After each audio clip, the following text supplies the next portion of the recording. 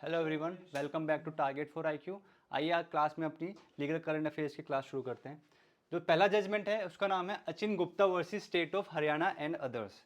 इस केस में क्या हुआ था, 1 जुलाई से पहले का ये जजमेंट है जिसमें कोर्ट ने क्या बोला था, सुप्रीम कोर्ट ने पार्लियामेंट से एक अर्ज की थी, एक रिक्वेस्ट की थी, एक अपील करी थी कि जो सेक्शन हमारा 498A है जो कि बात करता है क्रूएलिटी की, इस वाले सेक्शन में ना कुछ चेंजेस आने चाहिए। क्योंकि बिल पहले आ चुका था, पार्लियामेंट ने उस बिल को अच्छे से देखा, उस सेक्शन को अच्छे से रीड किया, उसमें कोई भी चेंजेस नहीं थे। जो हमारी आईपीसी में जो सेक्शन था 498 वो डिट्टो सेम था जो बीएनएस में दिया गया था।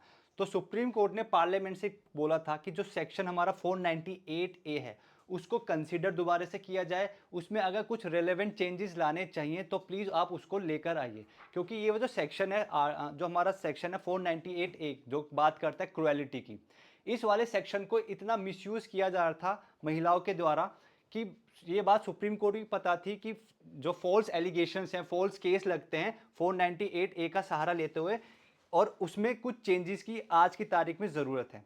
तो पार्लियामेंट ने बोला था 498 में आप चेंजेस करिए, आपको अगर लगता है कि रिलेवेंट चेंजेस से आज की तारीख में कुछ सहायता मिल सकती है, ठीक। बट पार्लियामेंट ने ऐसा सच कुछ नहीं करा। जो चीज़ 498 में लिखी थी एज इट इज़ वो अभी भी लिखी है, बट उसका जो एक्सप्लेनेशन था, जो क्रुएलिटी की बात करता था, उसको बस एक डेफिनेशन दे दी गई है, उसको एज अ डेफिनेशन यूज़ करी गई है क्रुएलिटी की। इसके अलावा कुछ भी चेंज नहीं किया गया। बस आप केस का नाम याद रखिएगा जिसका नाम है Achin Gupta versus state of Haryana and others. Second case है Manish Sahu versus state of Madhya Pradesh. इस केस में क्या हुआ था, मध्य प्रदेश, पहले जजमेंट पढ़ लेते हैं।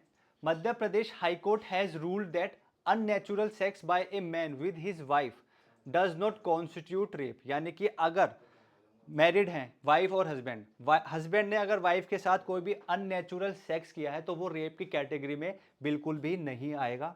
And the absence of women's consent is immaterial in such case. और इन मैटर्स में वुमेन ने अपनी कंसेंट दी या नहीं दी, इसका भी कोई कंसेंट नहीं किया जाएगा।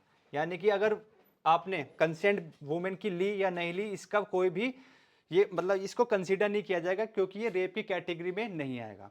आइए पहले समझते हैं कि ये रेप की कैटेगरी में क्यों नहीं आएगा। जो अननेचुरल सेक्स है वो आईपीसी की धारा 377 में बताई गई थी, ठीक। अननेचुरल सेक्स क्या होता है ये सबको पता होगा। यानी कि यहाँ पे बात करी गई है, आप एनल के साथ आप सेक्स कर रहे हो, ठीक। अननेचुरल सेक्स सेक्शन नंबर 377 में। अब जब कोर्ट में ये केस पहुंचा था ना 377, यानी कि क्या हुआ था, वाइफ ने बोला था कि सुप्रीम कोर्ट के सामने कि मेरे साथ लंबे समय से ना अननेचुरल सेक्स किया जा रहा है और मेरे से ना कंसेंट ली जाती, कुछ नहीं, जोर जबरदस्ती मेरे साथ अननेचुरल सेक्स किया जा रहा है और मैं अपने हस्बैंड को 377 में लाइबल कराना चाहती हूँ।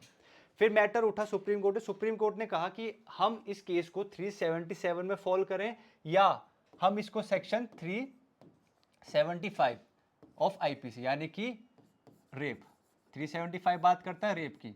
तो सुप्रीम कोर्ट ने यही बोला कि हम उसको 377 में फॉल कराएं इस मैटर को या 375 में फॉल कराएं। क्योंकि 375 में क्या लिखा है कि पहली बात तो 375 में हस्बैंड और वाइफ की कोई बात नहीं करी। मेजर जो कंसर्न है वहां पर है कि अगर आपने किसी भी महिला की कंसेंट के बिना उसके साथ फिजिकल इंटीमेसी की तो वो रेप की कैटेगरी में आएगा, ठीक। वही सेम बात और उसके अगेंस्ट विल की, उसकी इच्छा के अगेंस्ट जाकर। तो ये दोनों चीज़ों का काफ़ी एम्फेसाइज किया गया है 375 में। अब 375 के साथ हमें क्या ये कैसे पढ़ना है, जब निर्भया का केस हुआ था 2013 में तो इसमें अमेंडमेंट आया था, 375 में भी अमेंडमेंट किया गया और उसमें 375 में अननेचुरल सेक्स को भी इंक्लूड किया गया था। 375 में अननेचुरल सेक्स की कैटेगरी को भी इंक्लूड किया गया था कि अगर आप कोई व्यक्ति अननेचुरल सेक्स करता है तो वो 375 में रेप की कैटेगरी में आ जाएगा, ठीक। तो सुप्रीम कोर्ट के पास यही इशू था कि हम इस केस को 377 की बात 377 में फॉल कराएं जो कि अननेचुरल सेक्स के बारे में बात करता है, या स्पेसिफिकली 375 में कराएं जो 2013 के अमेंडमेंट के बाद अननेचुरल सेक्स भी इसमें इंक्लूड हो जाता है। यहाँ तक समझ में आया। इसके बाद एक चीज़ हमें और समझनी है, वो ये है कि हस्बैंड एंड वाइफ ये कभी भी, यानी कि हस्बैंड अगर अपनी वाइफ के साथ फिजिकल इंटीमेसी करता है, चाहे अगेंस्ट विल जाए या उसकी कंसेंट के बिना जाए, तो हस्बैंड कभी भी रेप के लिए लायबल नहीं होता। ठीक, ये एक जनरल पर्सपेक्टिव है कि हस्बैंड कभी भी रेप के लिए लायबल नहीं होगा। बट इसके दो एक्सेप्शन है कि हम हस्बैंड को रेप के लिए कब लायबल करेंगे। तो पहला एक्सेप्शन है हमारा जो कि 375 के एक्सेप्शन नंबर 2 की बात करता है, जो पहले बोलता था कि अगर वाइफ की एज 15 साल से कम है तो हस्बैंड लायबल होगा रेप के लिए। बट एक केस आया था जिसका नाम था Common Cause versus Union of India, जिससे बोला गया था इस 15 साल की जो उम्र है अब इसको बढ़ाकर 18 साल कर दिया जाए। यानी कि अगर वाइफ की एज 18 साल से कम है और हस्बैंड उसकी कंसेंट के बिना या against her will physical intimacy करता है तो हस्बैंड लायबल हो जाएगा रेप के लिए। ठीक, पहली कंडीशन ये हो गई। दूसरी जो कंडीशन है वो है हमारा section number 376 clause B. 376 clause B बात करता है कि अगर हस्बैंड और वाइफ डाइवोर्स के लिए केस फाइल करते हैं तो क्या होता है, इसमें कोर्ट ने सीधा डाइवोर्स नहीं देती, आपको कुछ टाइम के लिए जुडिशियल सेपरेशन में डाल देती है। ठीक, लेट सपोज कोर्ट ने बोला कि ठीक है आप 6 महीने के लिए जुडिशियल सेपरेशन में हो, यानी कि हस्बैंड अलग रहेगा वाइफ अलग रहेगा। अगर उसके बाद अगर आपको लगता है कि हाँ हम साथ रह सकते हैं तो वेल एंड गुड, डाइवोर्स हम रिजेक्ट कर देंगे। और लगता है कि नहीं हमें अलग ही रहना है, डाइवोर्स ही हमारी ये रेमेडी है, तो हम आपको डाइवोर्स दे देंगे। यानी 6 महीने के लिए सपोज करो कोर्ट ने जुडिशियल सेपरेशन दे दिया। इस 6 महीने में अगर हस्बैंड वाइफ की विल के अगेंस्ट या उसकी कंसेंट के बिना फिजिकल इंटीमेसी करता है तो भी वो फिर रेप के लिए लायबल हो जाएगा। ठीक, तो दो एक्सेप्शंस थे। पहला 18 साल से कम की अगर महिला है, वाइफ है, उसके साथ आप इंटीमेसी करते हो तो आप रेप में फॉल होगे।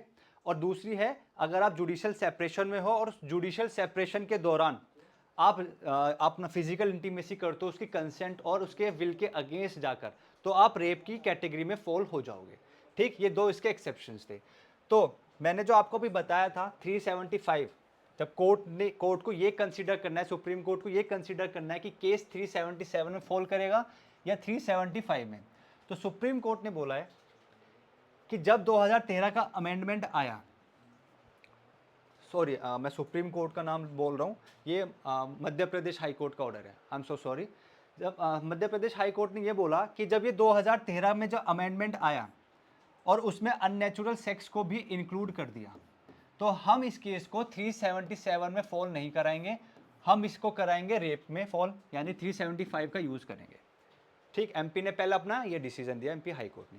दूसरी इन्होंने जो अपने पॉइंट रखा एमपी हाई कोर्ट ने, वो ये रखा है कि क्योंकि ये जो केस फॉल हुआ था ना, तो ये इस वाले एक्सेप्शन में फॉल कर रहा है, ठीक, ना ये इस वाले एक्सेप्शन में फॉल कर रहा है। जब हस्बैंड और वाइफ, यानी अगर हस्बैंड अपनी वाइफ के साथ इंटीमेसी करता है तो जनरल रूल क्या है कि वो रेप के लिए लायबल नहीं होता। अगर उसको रेप के लिए लायबल करना है तो ये जो दो एक्सेप्शन है यहाँ पे फॉल कराना पड़ेगा। बट ये वाला जो केस है कि लंबे टाइम से हस्बैंड अपनी वाइफ के साथ अननेचुरल सेक्स कर रहा था, ये इन दोनों एक्सेप्शंस में फॉल नहीं हो रहा है और इस वजह से जो हस्बैंड है वो रेप के लिए लायबल नहीं ठहराया जाएगा, इवन दो उसने चाहे वाइफ से कंसेंट ली हो या ना ली हो, ये मैटर नहीं करता। तो ये बोला गया था एमपी हाई कोर्ट के इस वाले जजमेंट में कि unnatural sex by a man with his wife does not constitute rape, वो रेप की कैटेगरी में नहीं आएगा। And absence of women's consent is immaterial, और वुमेन की कंसेंट ली या नहीं ली वो भी इमेटीरियल है। तो ये एमपी हाई कोर्ट का जजमेंट था। केस का नाम है Manish Sahu versus state of Madhya प्रदेश।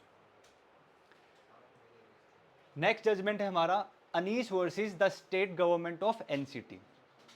यहाँ पे सुप्रीम कोर्ट ने बोला है कि जो 106 है एविडेंस एक्ट का, वो तब तक आप यूज़ नहीं करेंगे जब तक जो प्रोसिक्यूशन है वो प्राइमा फेसी केस एस्टेब्लिश ना कर दे।